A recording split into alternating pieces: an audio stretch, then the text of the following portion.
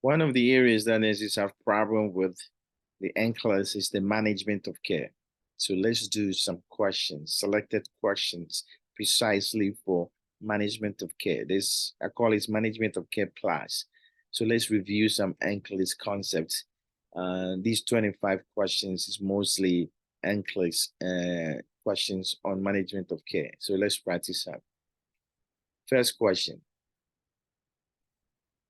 A nurse is caring for 5 clients. Who is ready for discharge? Remember, this is not who do you see first, who's ready for discharge. How can you be ready for discharge? You've met all requirements. Requirement of your admission has been taken care of. So you've met all the requirements and you save. You save to go home.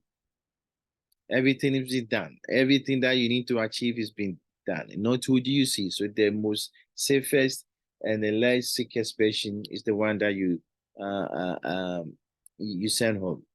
Let's look at it. ALS with leg weakness. That's what they do. They have leg weakness, they have knee, they have chest, then they go to their airway. When they have airway problem, it's a priority. This patient, I've told you nothing. All I told you is the leg weakness, so it's safe to go. I've not said anything about airway. Don't think about it because I never said it. Don't bring it into it. AFib and INR too. If you have AFib, you're on Coumadin, right? Or warfarin. The goal is to get you to 2 to 3. If you are 2, you don't have to get to 3 to go home. 2 is enough. You've been therapeutic, so you should be ready to leave the hospital. Asthma patient with the peak flow of 81. The peak flow is where you can see how well controlled the asthma is, right? We have green, we have yellow, and we have red. If you're greater than 80% or equal, you green and you good to go. Green, good to go. It's 80. And I give you 81. Don't worry about it. It does not need to be 100%. Patient has 81 peak flow, good to go. So you can go home. COPD patient with SATA of 90. It's 90. It does not have to be 100. I've not told you they're having respiratory distress. They're not using accessory muscle. All this you have is that statement. So you work with it. That patient is good to go home. MI with the new S3. When you have a heart attack, that area of the ischemia can perforate or can become weak and you can go into heart failure. A new S3 is a heart failure. This patient is not ready to go home. We got to take care of their new heart failure. So 1, 2, 3, 4, you can go home and enjoy. First question done. Which response is appropriate? As you can see, I'm showing you how I answer questions. I've been doing a lot of questions to show people because they've been asking me how to answer questions. All these videos we're making about questions is just to help you see how I tackle questions. There's no magic to it. Same strategy, read it from the back, find the buzzwords, put it together, and be sharp when you pick your answer choice, right? Which response is appropriate? An appropriate response. What is the issue? And then she's caring for a client with decompensated heart failure and as an order for do not resuscitate. That is the order. DNR, okay? That's the buzzword. Number 1. The client alarm bell went off with the monitor reading ventricular tachycardia, no pulse, and SATs of what? 50. So all this is bad, right?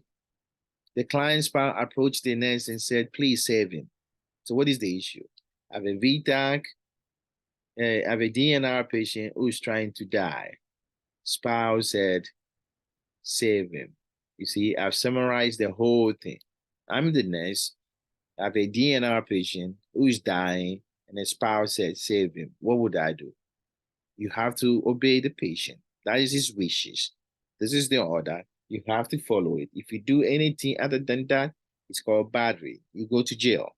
So I will call the MD immediately. No. You take care of the problem. Do not resuscitate, but be therapeutic in your answer choice. I will defibrillate. Don't touch the patient. That's battery. Calmly explain the order to the wife about his wishes. Yes, you're being therapeutic. Immediate intubation, that's you get into trouble. You follow the order. Do not resuscitate. Which function is the most accurate? And this is educating new graduate about the role of a charge nurse. So what is the role of your charge nurse in your hospital? Keyword charge nurse. And the most. That's the buzzword, right? They do planning, they solve problem, they assign tasks, and they fulfill the objectives. But they are number one. Your charge nurse, when he come to the floor, is for the objective of the organization. That's what they care about. They don't care about anything. Make sure the objective is fulfilled for the organization. That is all they care about. So that's the answer. Number 4, select or apply. You know, I like SATA. So, and it's the way to teach people to start content using SATA and give you all the things you need to know. Which pairing is accurate? And next is educating new graduate about the role of interdisciplinary team. So you got to underline the buzzwords I've shown you. Pairing is accurate. And then interdisciplinary team. Interdisciplinary team, you don't send anybody to discipline. We don't discipline anybody. We don't carry anybody. We don't beat anybody. All we do is a group of people, professional, come together to come and solve a problem for a patient. You have everybody, nurses, social worker, case manager, respiratory therapy, physical therapy, pharmacist, the MD, resident, the nutritionist, everybody coming together. Everybody has a function. The one that they trick you with is occupational and physical. The way I remember it, I always draw my hand, and this is the patient elbow. Anything that involves the hand and the fingers, that's all. Not the forearm, no. No, the arm. It's just the hand and the fingers. So if it's below here, occupational therapy. It's above a physical therapy. So if you have to use a walker because you have amputation, well, you have to use your armpit and then your shoulder and everything. That is a physical therapy job. So occupational therapy doesn't do that. If your fingers wearing clothes after finger amputation, when your fingers are cut and you have to wear your clothes, you got to manipulate. You got to develop strategy how you can put your clothes on because now you don't have fingers. Well, you need occupational therapists to show you some tricks. So this pairing is wrong. Respiratory therapists will help you do incentives pyramid. No brainer, right? Case manager, services, post-discharge, they are in charge. And the nurses advocate for the client. No brainer. So that's what they do. 3, 4, 5 is the right answer. Number 5, who must be seen first? Not who you send home, but who do you see first? You got to be sharp. Which pair, a nurse is caring for 4 clients.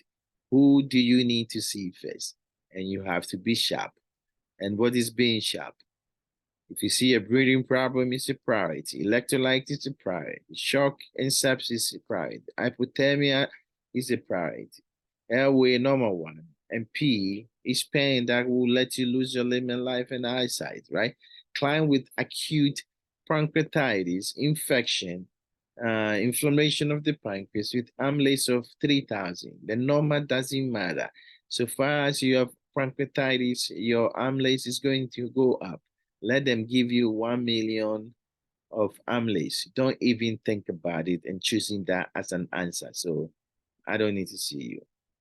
Client with pink peritoneal dialysis output 2 days of menses.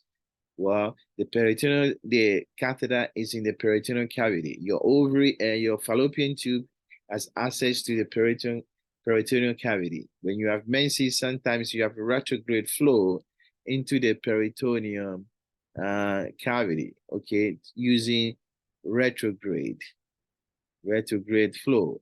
And that can make the peritoneal dialysis output look like pink color. That is fine. If after the menses and they still showing diet, then it's bleeding, but this is not bleeding. Client with ALS complaining of leg pain. ALS patient, you have leg pain, I don't worry about it. You have a bladder pain, I don't worry about it. If you have abdominal pain, I'm not worried about it. If you have constipation, I don't worry about it. If you can't talk, I'm worried about it. If you can't swallow, I'm worried about it. If you can't cough, I'm worried about you. So for you, no. A client with Blakemore tube for varices bleeding, now restless. Blakemore tube, usually they use it for esophageal varices. One of the complications, you got to know this, is airway obstruction. It comes out and obstruct the airway. So this patient is restless. If you check my BESHARP, the word restless is there. So restless is a buzzword for a BESHARP of what? Airway problem. And so this patient need to be seen.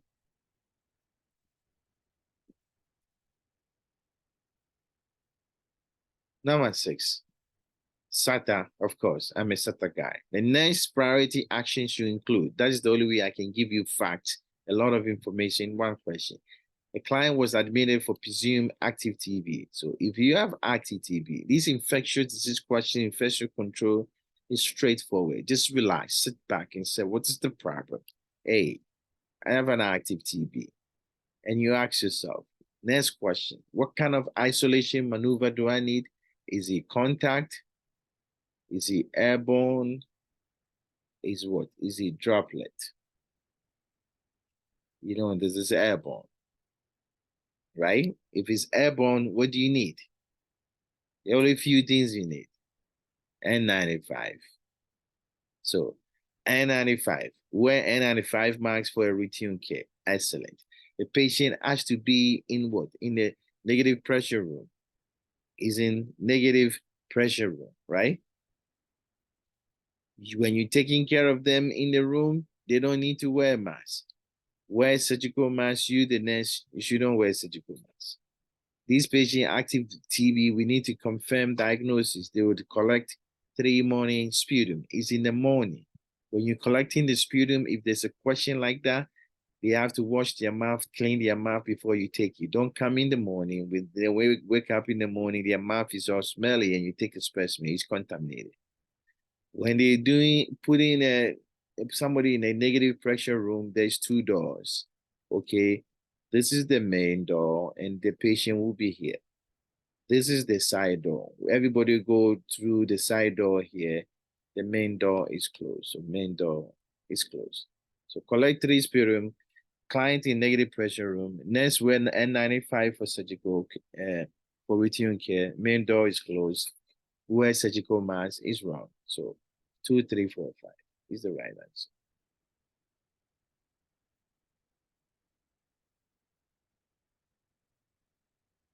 Next question, 7.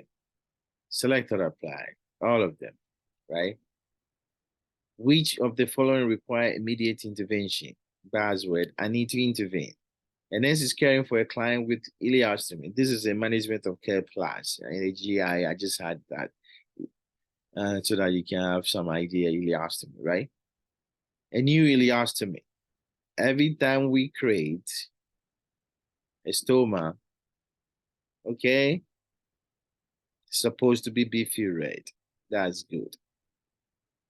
The first one, the bag is going to be empty because you take some time for the ileostomy to wake up. Maybe 24 hours, you can get something. Pale stoma is never great. Red, beefy, and pink are your friend. Okay, which is this? Okay, red, beefy stoma is great. A pale is not. A pink stoma, fine, but what? There's a gray discoloration at the edges. This is always a trap.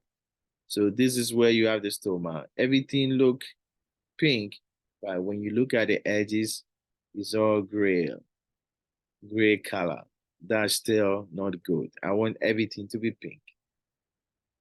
Bag filled with air. Yeah, the gas will come out from the ileostomy. So the only thing that needs intervention is the color pale and the gray color at the edges, 3 and 4.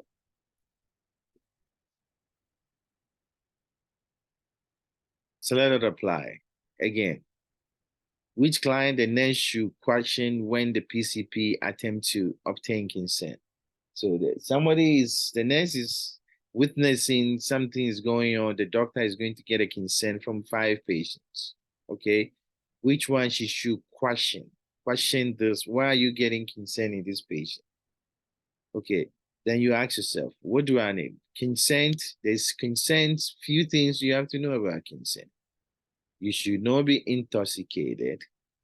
Okay. You should not have any drug on board, especially opiate. You should be competent. You should not be confused. And you should be informed. You should not be coerced, right? At the same time, there's people who can give you consent. If you're married, if you're young, if you're in the military, yeah, you can.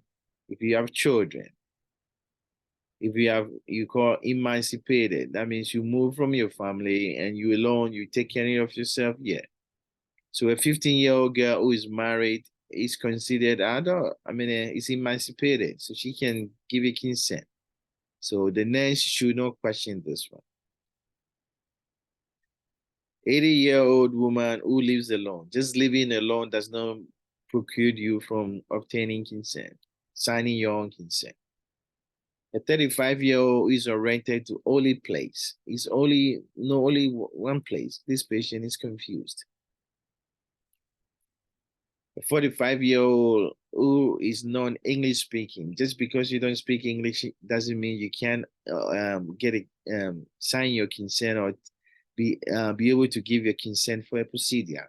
We can use a hospital interpreter to help with that. So this is a trap. 60-year-old man who just received morphine. Yeah, this guy received opiate. He will be disoriented. He can't make a decision. So 3 and 5 are the right answer. She should question. Select or apply. Which of the following require the same thing? Immediate intervention. I need to intervene now. The client was admitted for C-diff after 3 days of watery diarrhea. So I have a C-diff patient. What should I intervene? So you see, I'm writing it down, my asks, my question, putting them together, my content, and I know C-diff is a contact precaution. So I institute a contact control, right? And then she uses alcohol hand sanitizer after care. You got to wash your hands. So plus water. So I need to intervene in this. Client in negative pressure room. There's no need to be in negative pressure room. Just a regular room pressured. So I need to intervene. Door is closed. Yeah, it's closed. Semi-private is fine. Client room with another C-diff patient. Yeah, to room together with another one, it has to be the same organism. They are 2 C-diffs. They can be together. Management of C-diff is oral flagyl. So you don't need to intervene. And vancomycin enema. So these two is what we use. There's another one called Difficil. So there's 3 medications, but these are the 2 that is common. So the one you need to intervene is hand sanitizers and a negative pressure room. Does not need to be in negative pressure room. Number 10, who must be seen first? Select or apply. Okay, I keep on going back and forth. Like I told you, management of care. A nurse is caring for 4 clients. So who need to be seen first? Client with a beefy red edematous 2 days post-op. I told you, beefy red is always good for a stoma. It's just 2 days. It will shrink. It becomes, usually it's red, then it shrink, it becomes pink and small. So no need to see it. Client with cirrhosis and bilirubin of 3 times normal. If you have liver cirrhosis, your liver cannot break down bilirubin, right? So your bilirubin will increase. You can go up, whatever normal. I just give you 3 times normal. That's fine. So far as it's abnormal, it's the right answer. So you don't need to see this patient. A client with on omeprazole and 8 loose stool in a day. This you have to think. This is a proton pump inhibitor. It changes the GI tract flora. One of the complications of this is C-diff. So this patient, 8 bowel movement a day has C-diff. You may be dehydrated. I don't like it. We got to find it. Infection. A client with abdominal rigidity 2 hours after surgery. After colonoscopy. One of the colonoscopy complication is perforation. Abdominal rigidity is peritonitis. So this patient has to be seen. If there is no SATA here, the best patient to see first is number 4. Then this is select or apply 3 and 4 patient I need to see. Who should be seen first? A client at a scene of, you should say a nurse. A nurse at the scene of a multi-trauma. Who should be seen first? Client with multiple laceration on the body. He just have laceration on the body. You don't need to see them. This is a distract. Client yelling at other victims. He's so awake that he's yelling. His airway is intact. Don't worry about it. Client with apnea. Okay. So if client has apnea, who should be seen? Yeah. This guy is dead. You don't need to see them. He has no airway. He's completely gone. So I don't need to see them. I want to see somebody I can save. A client with chest wound, yeah. If you have chest wound, you have airway and a breathing issue. And so you worry about this patient. So somebody who is apneic, he cannot do anything. He can't breathe. There's no need to pay attention to them. You waste resources. Laceration on the body is fine. Yelling at others, fine. Chest wound need to be seen first. Select or apply, right?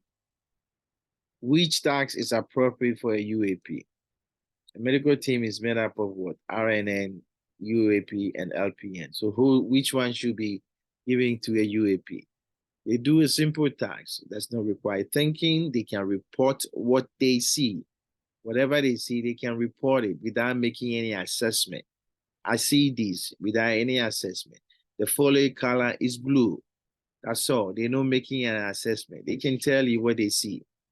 So if you ask them, collect urine for pregnancy test, they just go to the urine and they take ask the patient to pee and they collect urine and text for pregnancy test.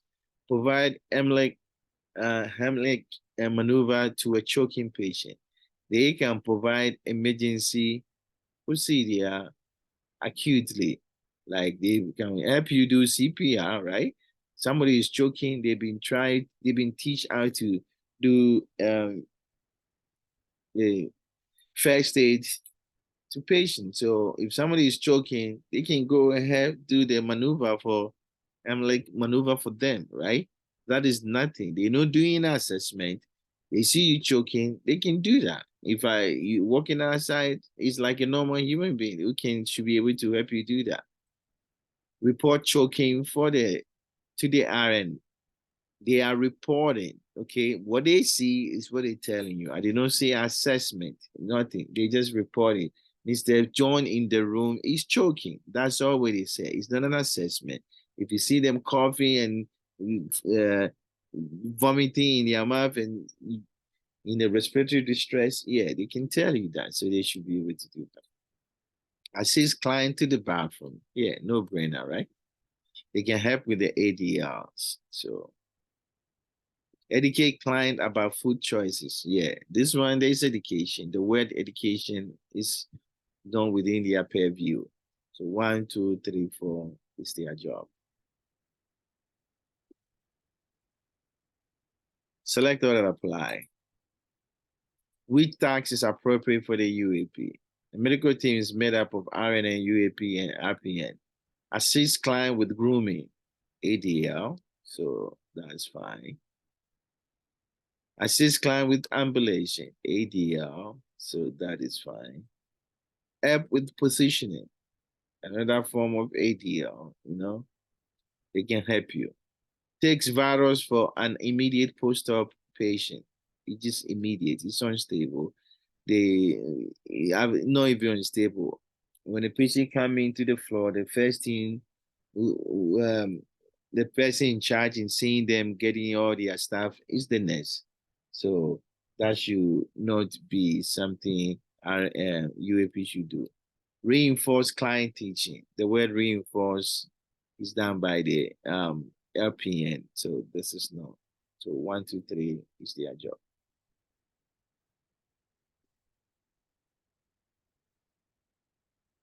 Number 14. Select or apply. Which tax is appropriate for LPN? A medical team is made up of RN, UAP, and LPN. So this is specifically for LPN. They do MMR most. If you check my videos, it go into details. But they can insert urine and catheter because this is a sterile procedure. They will do a trachea without any problem. They monitor the word. Client finding is good. They can deal with 2 feet, therefore they can change 2 feet. They reinforce the teaching, but they don't teach. They reinforce it. Yes. Sterile specimen collection is easy for them. So what I was referring to is MMR most. That's how you can find LPN job. It's basically words to describe what they do. They monitor. I'm looking for the word. Monitor the finding. Okay, they can give most medication. They can reinforce the teaching. Most medication. They deal with stoma. Stoma means anything that is on the skin. It can be tracheostomy. It can be ileostomy, urostomy. They do special tests and they do 2 feet. So that's the way you can memorize all of them. Which action is appropriate, right? And nurse receive an order to give a medication to a client. When preparing to administer the medication, the nurse noted that the dose is higher than recommended by the manufacturer. So whatever they was prescribed, and when he put it together, I realized it's higher than what the manufacturer, the maximum recommended. So who do you talk to? The one who prescribed it, not your supervisor. You don't give the medication. You don't contact them. You just call the doctor and say, hey, your order is wrong. The dose, do you want to verify? And they'll be fine. You'll probably contact pharmacy to make sure the dispute is taken care of. Same question as we continue. Which law the client is afforded to make that decision? A nurse is caring for a client with appendicitis. He has appendicitis. Client refuse vitals to be taken. He doesn't want vitals to be taken. So which law allow him to do that? It's not a county law. It's not a state law. It's a common law. In this one, there's nothing like 1547. I made it up. Nursing Act 1547. I don't know. I don't know if there anything exists like that, but I made it up. So common law. Which aspect of ethical principle the nurse know is being demonstrated? So what is that? Someone is demonstrating an ethical principle. A nurse is caring for a client with CKD, chronic kidney disease with minimal reserve. That means his liver is gone. His kidney is completely gone. Client was listed as normal 1 on the donor list. So break it down. Ethical principle. I have somebody with chronic kidney disease who is sick. All of a sudden, is on number 1 on the organ donation list. What do you think? What principle is that? It's not autonomy. Okay, veracity is being truthful, do no harm, okay, or being good. And then justice is equal right for everybody. So equal right is what you're looking for, equal right, and that is justice.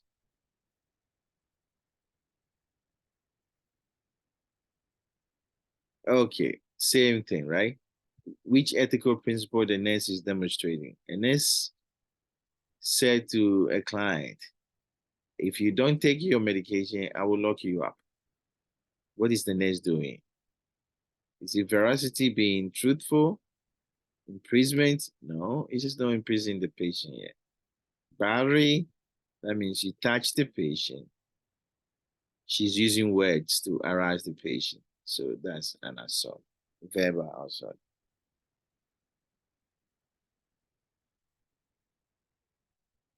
Which room assignment the nurse should question? Select or apply. So there have to be some principle for room assignment. Same organism. It has to be same organism. Same organism. Not the precaution. So precaution is wrong. You can't say two contact precaution can be together. Two airborne together, a airborne can be together. No, they are wrong. Even within the airborne, it has to be the same organism. So, or other principle. So we'll see what this question is demonstrating. And then you should not make the other patient sick. So a client with slap cheek rash, and a client 10-week pregnant. 10-week pregnant should stay away from, this is parvo B19. This can cause congenital problem in the baby. So this is, I have to question this. This slap cheek on the face. Slap cheek means if this is the kid and this is the nose, there's a rash here like that, and there's a rash here like that. So slap cheek.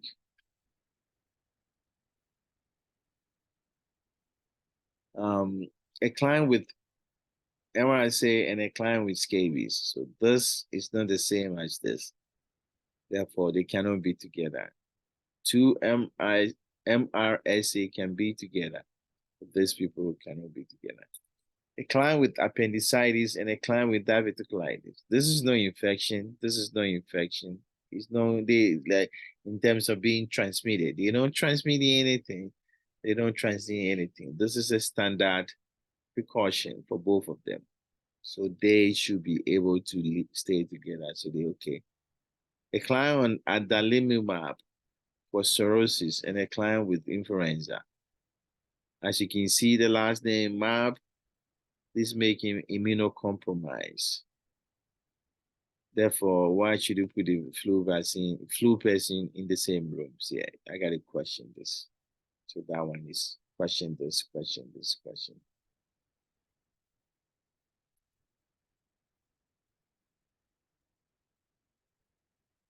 Number 20. And this is caring for 4 clients who need power of attorney. Who do you think need a power of attorney? Client with GCS of 14 after a 4. Does he need a power of attorney to make a decision for him? He's not confused. He just for GCS of 14. He's losing a little bit of point. Probably he's concussed, but doesn't mean he's confused. He's GCS 14, almost normal. There's no need anybody to make a decision for him. A client with GCS of 15 and decompensated heart failure.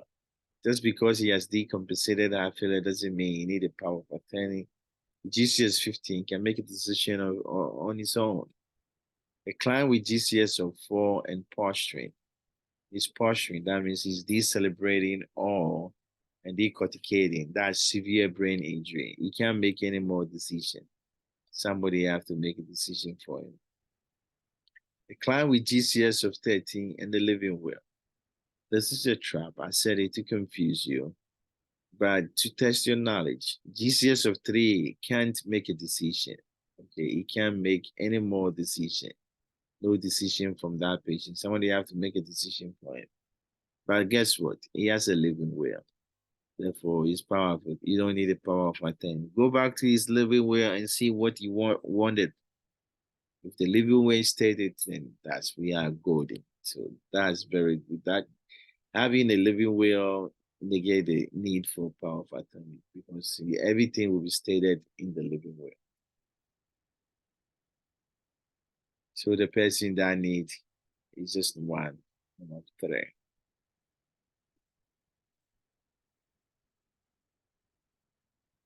Which leadership style is being demonstrated? So a nurse manager on the med-surg unit instructs the nurses to handle any conflict between two of themselves. Okay, we can say between themselves, basically. This is not democratic. Democratic means you welcoming some ideas, you welcoming ideas. Authoritative, you're just forcing yourself on people, telling them what to do. Laissez-faire is the right one. Basically, let them deal with their problem and let them delegate it together. It's nothing like compassionate. Everybody is compassionate. Which answer the nurse should provide? A nurse is caring for a client who read about the function of American Nurses Association. What is their main function? What do you think? Certification, standard of academic achievement, legal overview of nursing, and standard of nursing practice. Of course, it has to be the standard of nursing practice. That is what most organizations are for.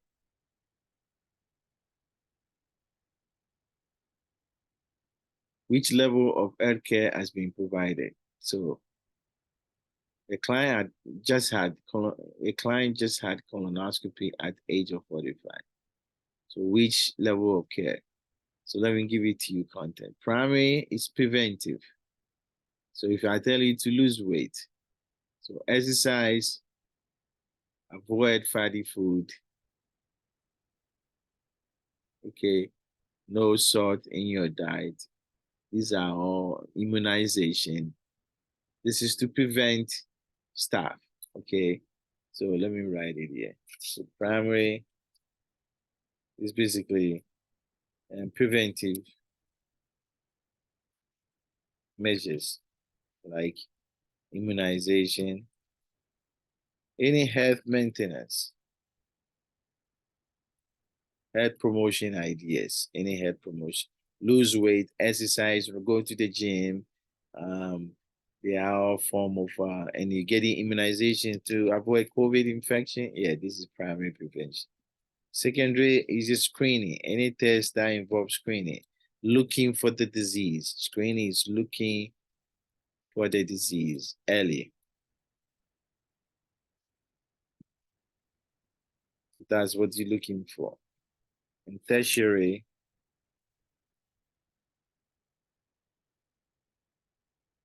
treatment of the disease when you find it. The quaternary is basically palliative care management. Basically, you can't do anything about it anymore. So when you get vaccination, you're doing primary prevention. Colonoscopy is a screening. We're looking for colon cancer, or mammogram is a screening. So therefore, this is a secondary intervention.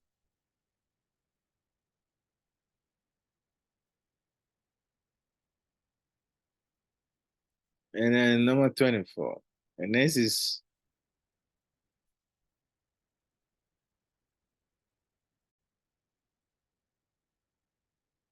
caring for 5 clients. Okay, so there's 5 clients who should be placed in a semi-private room. Think about it. Who should be semi-private is not true private. Active TB, negative. It has to be private, nothing like semi-private. Measles, this is airborne too, private. Varicella, private. Smallpox, private. Fresh post-op patient, it can be in regular room or private, semi-private if they want. So it's semi-private.